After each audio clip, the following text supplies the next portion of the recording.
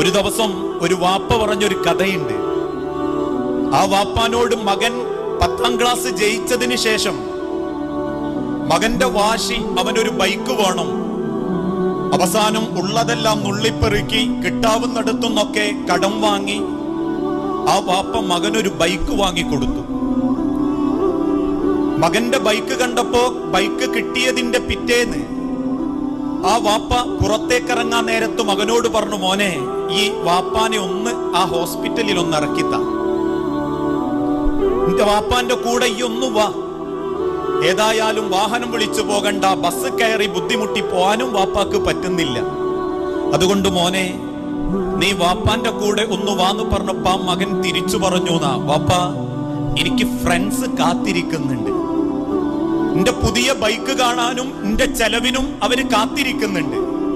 അതുകൊണ്ട് വാപ്പ ബസ്സിന് പോയിക്കോ എന്ന് വാപ്പായോട് ഒരു ദാക്ഷിണ്യവും ഇല്ലാതെ സംസാരിച്ച ആ മകൻ ബൈക്കും എടുത്തു പുറപ്പെട്ടു. വാപ്പ പിന്നെ മകനെ ബുദ്ധിമുട്ടിക്കാൻ നിൽക്കാതെ ബസ്സിൽ കയറി വാപ്പ ഉദ്ദേശിച്ച ഹോസ്പിറ്റലിലേക്ക് പുറപ്പെട്ടു. എന്നാൽ ആ മകൻ പോകുന്ന യാത്രക്കിടയിൽ അവന്റെ കൂട്ടുകാരന്റെ വാപ്പ ആ മകന്റെ ബൈക്കിന് കൈയാട്ടി. ആ മകൻ ബൈക്ക് നിർത്തി. കൂട്ടുകാരന്റെ വാപ്പ ചോദിച്ചു, അല്ല മോനെ, നല്ല പുതിയ ബൈക്കൊക്കെ ആണല്ലോ. അവൻ പറഞ്ഞു, വാപ്പ വാങ്ങി തന്നതാ. ഈ എവിടുക്കാ പോന്ന്? അങ്ങനെയൊന്നുമില്ല, പുറത്തേക്ക് ഇറങ്ങിയതാ.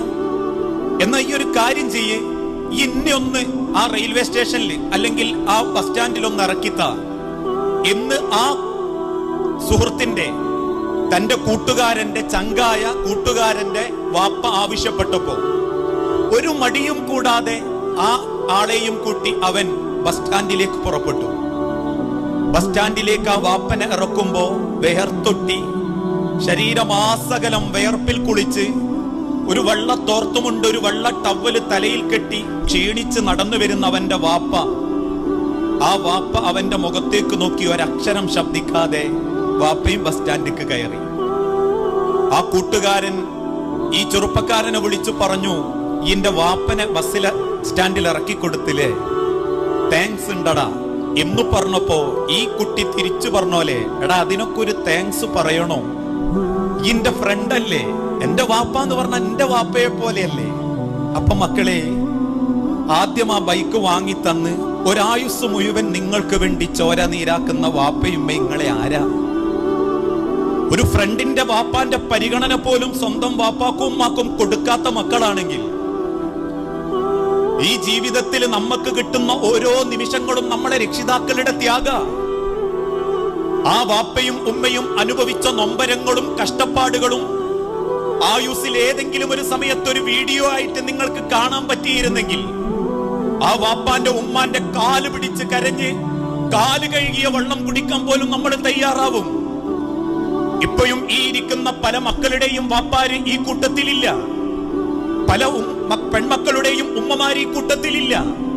നേരം വെളുക്കുമ്പോൾ 4:30 മണിക്കും 5 മണിക്കും അലാറം വെച്ച് എഴുന്നേറ്റ് തന്റെ പെൺമക്കൾക്ക് ആവശ്യമായ ഭക്ഷണങ്ങൾ ഒരുക്കിക്കൊടുത്ത്, ആ മകള് ഇട്ടതും അയച്ചിട്ടതും അലക്കിക്കൊടുത്ത്, അയൺ ചെയ്ത് മക്കളുടെ ബാഗിലേക്ക് സാധനങ്ങൾ വെച്ച് ആ മകളുടെ തോളത്തേക്ക് അതൊന്ന് എടുത്തുകൊടുത്ത് അവസാനം ഒരു ഗ്ലാസ് വെള്ളം കൂടി കുടിപ്പിച്ച് പുറത്തേക്ക് അയക്കുമ്പോ ഒരു ഉമ്മ പ്രാർത്ഥിക്കുന്നത് എന്താണെന്നറിയോ? എന്റെ പെൺമക്കൾക്ക്, പടച്ചോനെ എന്റെ മോളങ്ങി കാത്തോളണേ, മറ്റൊരുത്തന്റെ കണ്ണിൽ നിന്നും എന്റെ മകളുടെ മാനവും അവളുടെ ജീവിതവും നീ കാക്കണേ റബ്ബേ. ബസ്സുകാരന്റെയും ലക്ഷ്യം തെറ്റിയ വാഹനത്തിന്റെയും അപകടത്തിൽ നിന്ന് എന്റെ മക്കളെ നീ കാക്കണേ എന്ന് പ്രാർത്ഥിച്ചിട്ടല്ലാതെ ഒരു ഉമ്മയും വാപ്പയും ഒരു മക്കളെയും പുറത്തേക്ക് പറഞ്ഞയക്കുന്നില്ല. ഇപ്പോഴും എവിടെയോ കിടന്ന് ചോര നീരാക്കുന്നവനാ നിങ്ങളെ വാപ്പ. വിദേശ രാജ്യങ്ങളിൽ അറബികളുടെ ആട്ടും തുപ്പുമേറ്റ് ചുട്ടുവൈത്ത മണലാരണ്യത്തിൽ കിടന്നുറങ്ങുന്ന ഒരു വാപ്പാനെ മനസ്സിൽ ആലോചിച്ചിട്ടുണ്ടോ നിങ്ങൾ? നാട്ടിൽ മക്കൾക്ക് കയറിയിറങ്ങാനും വിസർജിക്കാനും 3 ബാത്റൂം ഉണ്ടെങ്കിലും വിദേശത്തെ ഒരു ചെറിയ റൂമിൽ തട്ടുകളായ 4ഉം 5ഉം കിടക്കകൾക്ക് മേലെ ക്യൂ നിന്ന് വിസർജിക്കേണ്ടി വന്ന് അവസാനം ഒന്ന് മനസ്സറിഞ്ഞുറങ്ങാൻ പോലും സമയം കിട്ടാതെ മക്കൾക്ക് വേണ്ടി, മക്കളുടെ കണ്ണ് നിറയാതിരിക്കാൻ വേണ്ടി ത്യാഗം ചെയ്യുന്ന ഒരു വാപ്പാന അറിഞ്ഞിട്ടുണ്ടോ നമ്മള്? ലോകത്തിന്റെ തിരുദൂതൻ അതുകൊണ്ടാ പഠിപ്പിച്ചതും, വഖലാ റബ്ബുക അല്ലാ തഅബുദു ഇല്ലാ ഇയ്യാഹു വബിൽ വാലിദൈനി ഇഹ്സാന വഖദാ റബ്ബുക നിങ്ങളുടെ റബ്ബ് അല്ലാഹു നിങ്ങളോട് കൽപ്പിച്ചിരിക്കുന്നു അല്ലാ തഅബുദു ഇല്ലാ ഇയ്യാഹു നിങ്ങളെ സൃഷ്ടിച്ച് പരിപാലിക്കുന്ന ഈ ഭൂലോകത്തിന്റെ നാഥനായ നിങ്ങളുടെ രക്ഷിതാവായ അല്ലാഹുവിനെ അവനെ മാത്രമേ നിങ്ങൾ ആരാധിക്കാവൂ. അതിനുശേഷം നിങ്ങൾ ചെയ്യേണ്ടത് വബിൽ വാലിദൈനി ഇഹ്സാന നിങ്ങളുടെ മാതാപിതാക്കളോട് നിങ്ങളുടെ രക്ഷിതാക്കളോട് ഉമ്മയോടും വാപ്പയോടും ഏറ്റവും മര്യാദയോടെ സ്നേഹത്തോടെ നിങ്ങൾക്ക് പെരുമാറാൻ പറ്റണം. കാരണം ഇന്ന് കാണുന്ന നിങ്ങളുടെ ജീവിതത്തിന്റെ ഓരോ നിമിഷങ്ങളും ഈ ആരോഗ്യവും നിങ്ങളുടെ മാതാപിതാക്കള് നിങ്ങൾക്ക് വേണ്ടി മാറ്റിവെച്ച ജീവിതമാണ്. അവര് തന്നതേ നിങ്ങൾ തിന്നിട്ടുള്ളൂ. അവരെങ്ങാനും ഒരു നിമിഷം വേണ്ട എന്ന് തീരുമാനിച്ചിരുന്നെങ്കിൽ അതോടെ തീരും നമ്മുടെ ജീവിതം. അധികമൊന്നും വേണ്ട. ഒരു തലയണയെടുത്ത് തന്റെ പൈതലിന്റെ മുഖത്തേക്കിട്ട് കൊല്ലാൻ ഉമ്മാക്കൊരു സെക്കൻഡ് മതിയായിരുന്നു. ഒരു തൂവാല, ഒരു ചെറിയ തോർത്തുമുണ്ടിന്റെ കഷണം ജനിച്ചു വീണ് കിടക്കുന്ന നിങ്ങളുടെ മുഖത്തേക്കൊന്ന് വീണാൽ അതോടെ തീരും നമ്മുടെ ജീവിതം. എന്നാൽ അതുപോലും നിങ്ങളുടെ മുഖത്ത് വീഴാതെ ഓരോ നിമിഷവും നിങ്ങൾക്കായി ജീവിതം മാറ്റിവെക്കുന്ന ഉമ്മയും വാപ്പയും, വീട്ടിന്റെ അകത്തളങ്ങളിൽ മക്കളെ എന്ന ചിന്തയോടെ ആദ്യ പിടിച്ച് ഒരു ഉമ്മാന്റെ ജീവിതം ഓരോ നിമിഷവും കുടുംബത്തിന് വേണ്ടിയാ. അതുകൊണ്ട് നട്ടപ്പാതിര നേരത്ത് നമുക്കറിയാലോ, നമ്മളെ അനിയനെ ഒരമണിക്കൂർ വേണ്ട, ഒരു 10 മിനിറ്റ് ഈ അനിയന്മാരെ ജ്യേഷ്ഠന്മാരെ കൈകളിൽ ഏൽപ്പിച്ച എങ്ങനെ ഉണ്ടാവും? ഈ സമയത്ത് തന്നെ നിങ്ങളെ ഉമ്മാര് ചെറിയ പൈതലിനെയും കൊണ്ടുവന്നിട്ടുണ്ടെങ്കിൽ മകളോടോ മകനോടോ ഉമ്മ പറയും, ഈ ഒരു 10 മിനിറ്റ് പിടിക്ക്, ഉമ്മയൊന്ന് കുളിച്ചു വരാ, ഉമ്മയൊന്ന് ബാത്റൂമിൽ പോയി വരാ. മക്കളെ, നിങ്ങളുടെ ചെറിയ കാലഘട്ടത്തിൽ ഒന്നും മനസ്സറിഞ്ഞ് ഉമ്മാര് കുളിച്ചിട്ടില്ല. ഒരു സന്തോഷത്തോടെ അവർ ശരീരത്തിൽ വെള്ളം പാരുന്നിട്ടില്ല. മനസ്സറിഞ്ഞുകൊണ്ട് അവരൊന്ന് വിസർജിക്കുക പോലും ചെയ്തിട്ടില്ല. എന്തുകൊണ്ടാണെന്നറിയോ? നിങ്ങളെ കിടത്തിപ്പോയ ബെഡിലേക്ക് ഒരു തുണിയെങ്ങാനും പറന്നു വീണാൽ എന്റെ മകന്റെ ജീവൻ പോകും, മകളുടെ ജീവൻ പോകും എന്ന പേടി കൊണ്ടാ ആ മക്കളെ ഒറ്റക്ക് കിടത്തിയിട്ട് 10 മിനിറ്റിലധികം ഒരു ഉമ്മാരും വാപ്പാരും വേറെ പണി ചെയ്യാറില്ല. അതനുഭവിക്കുന്നവനാ ഞാൻ. എനിക്കുള്ളതിപ്പോ 3 മാസം പ്രായമായ ഒരു കുഞ്ഞനാ. ആ കുഞ്ഞനെ വീട്ടിന്റെ അകത്ത് കിടത്തിയാൽ ഒരു 5 മിനിറ്റ് കഴിയുമ്പോഴേക്കും ഭാര്യയോ വാപ്പയായ ഞാനോ അല്ലെങ്കിൽ എന്റെ മറ്റുള്ള മക്കളോ വന്നു നോക്കും. കാരണം ഒന്നും അറിയാതെ ബെറ്റുമ്മല് ആകാശത്തേക്ക് നോക്കി, ഫാന് നോക്കി, ആരോടോ ചിരിച്ച് വർത്താനം പറയുന്ന ആ പൈതലിനെ ഒരു 5 മിനിറ്റിലധികം ഒറ്റക്കിടാൻ തോന്നൂല മനുഷ്യരെ. അങ്ങനെ ഒറ്റക്കിടാതെ പോറ്റി വലുതാക്കി നിങ്ങൾക്കാവശ്യമായ ഭക്ഷണവും വെള്ളവും തന്ന് ഈ കാണുന്ന കോലത്തിലെത്തിച്ച നിങ്ങളുടെ ഉമ്മ ഓരോ നിമിഷവും നിങ്ങൾക്കായി ഹൃദയം കൊണ്ട് അള്ളാന്റെ അടുത്തേക്ക് പ്രാർത്ഥിക്കുന്ന പ്രാർത്ഥനയിൽ ഭൂരിഭാഗവും മക്കൾക്ക് വേണ്ടി പ്രാർത്ഥിക്കുന്ന ഉമ്മ നട്ടപ്പാതിര നേരത്ത് ക്ഷീണിച്ച് തിരിച്ചു വന്നാലും വീട്ടിൽ കയറി ഉറങ്ങിക്കിടക്കുന്ന മക്കളുടെ ആവശ്യങ്ങൾ ചോദിച്ചറിഞ്ഞ് നേരം വെളുക്കുമ്പോഴേക്കും ഇറങ്ങിപ്പോകുന്നതിന്റെ മുൻപ് ആ മക്കളുടെ ആവശ്യത്തിനുള്ളത് ഉമ്മാനെ ഏൽപ്പിച്ചു പോകുന്ന വാപ്പ, ആ വാപ്പയും ഉമ്മയും വബിൽ വാലിദൈനി ഇഹ്സാന, അവരുടെ മനസ്സെങ്ങാനും കണ്ണീരാവാനും നെഞ്ചുപൊട്ടാനും നമ്മൾ കാരണമായിട്ടുണ്ടെങ്കിൽ ലോകത്തിന്റെ റബ്ബ് പഠിപ്പിച്ചു, റിളല്ലാഹി ഫീ റിളൽ വാലിദൈൻ. അല്ലാഹുവിന്റെ തിരുദൂതൻ മുസ്ലിം സമൂഹത്തെ ഓർമ്മപ്പെടുത്തിയതാ, സ്വന്തം ഉമ്മാനെയും വാപ്പാനെയും സങ്കടപ്പെടുത്തിയാൽ, അവരെ തൃപ്തിപ്പെടുത്തിയാൽ അത് അല്ലാഹുവിന്റെ തൃപ്തിയാ.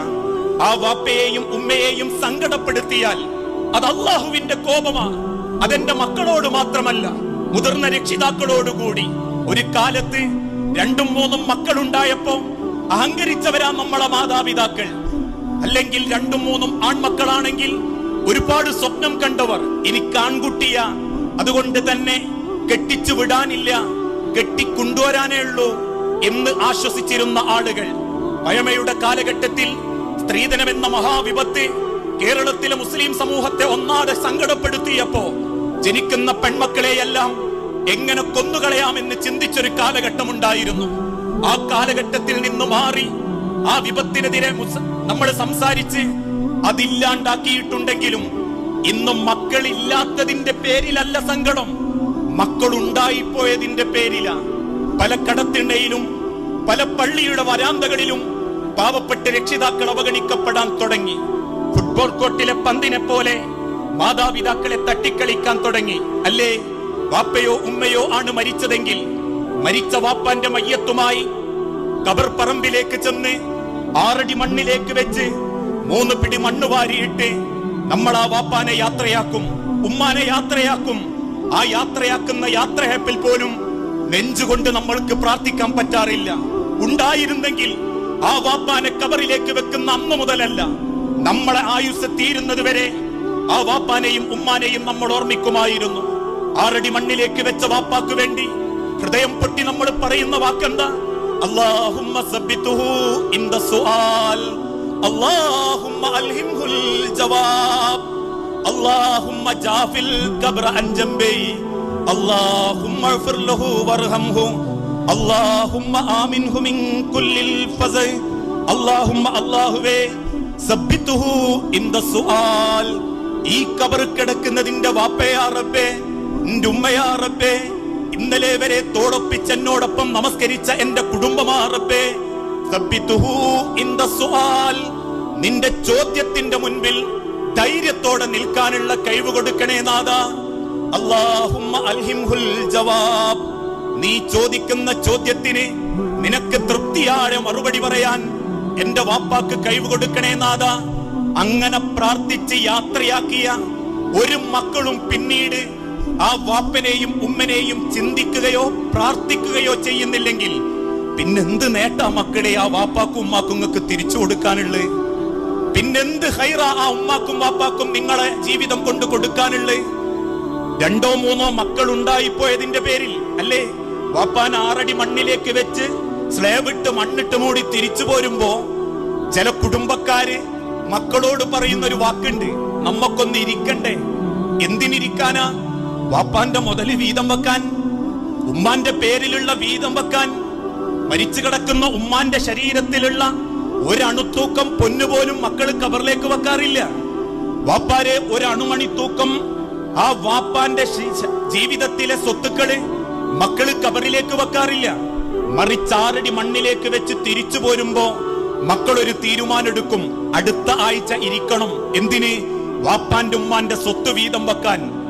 അവസാനം ചങ്ങലയിടും, ആധാരക്കാരനെ കൂട്ടിക്കൊണ്ടുവരും, തഹസിൽദാർ വരും, ആധാരം എഴുത്തുകാരൻ വരും, ചങ്ങല വെച്ച് കണ്ണിയിട്ട് കിട്ടാവുന്നതൊക്കെ അവനാന്റെ പേരിലാക്കും. അല്ലേ, ഒരായുസ് മുഴുവൻ വാപ്പാര് നെഞ്ചുപൊട്ടി ജീവിച്ച് സമ്പാദിച്ച സ്വത്തിനു വേണ്ടി തമ്മിലടിക്കുന്ന മക്കളില്ലേ? ഇപ്പോഴും റോഡരികിലേക്ക് കിട്ടാത്തതിന്റെ പേരിൽ ജ്യേഷ്ഠനുമായി പിണങ്ങി നടക്കുന്ന മക്കളില്ലേ നമ്മുടെ കൂട്ടത്തിൽ? റോഡ് സൈഡിലേക്ക് നറുക്കിട്ട അവസാനം അതിന്റെ പേരിൽ തമ്മിൽ തല്ലായി മരണം വരെ പിണക്കുമായി നടക്കുന്ന മക്കളില്ലേ നമ്മുടെ കൂട്ടത്തിൽ? അവസാനം എല്ലാറ്റിനും ഒരു തീരുമാനാകുമ്പോ ഒരു ചോദ്യചിഹ്നം മാത്രം ബാക്കി ഉണ്ടാവുക. കിട്ടാനുള്ളതെല്ലാം കിട്ടി, ഭാഗം വെക്കാനുള്ളതെല്ലാം ഭാഗം വെച്ചു. പിന്നെ ഒരു ചോദ്യം, ഉമ്മാനാരാ നോക്കുക? ആ സമയത്താണ് ചിലര് നാട്ടുനടപ്പ് പറയാറുള്ളത്. ഇളയവൻ മൂത്തവനോട് പറയും, ഉമ്മാന്റെ കൈത്ത് കിടന്ന മാലയും ഉമ്മാന്റെ ചവിട്ടി കിടന്ന കമ്മലും ഉമ്മ നിനക്കല്ലായിരുന്നോ തന്ന്? ഈ കൊണ്ടുപോയി നോക്കിക്കോ 3 മാസം. അവസാനം തിരിച്ചു പറയും, ഉമ്മാന്റെ പേരിലുള്ള 3.5 സെന്റ് രണ്ടാമത്തോക്കല്ലേ കൊടുത്തത്, ഓള് നോക്കട്ടെ 3 മാസം. അവസാനം ഫുട്ബോൾ കോർട്ടിലെ പന്തിനെ പോലെ അങ്ങോട്ടും ഇങ്ങോട്ടും തട്ടിക്കളിപ്പിച്ച് മക്കളുടെ ആട്ടും തുപ്പുമേറ്റ് മക്കൾ ഒരുക്കി കൊടുക്കുന്ന 4 ചുമരുകൾക്കുള്ളിൽ സ്വന്തം മക്കളെ ഒന്നും മനസ്സറിഞ്ഞ് ശപിക്കാൻ പോലും പറ്റാതെ നെഞ്ചുപൊട്ടുന്ന ഒരു വാപ്പയും ഉമ്മയുമാണെങ്കിൽ രക്ഷപ്പെടില്ല എന്ന് ഞാനല്ല മനുഷ്യരെ, അള്ളയാ വാക്ക് പറഞ്ഞേ.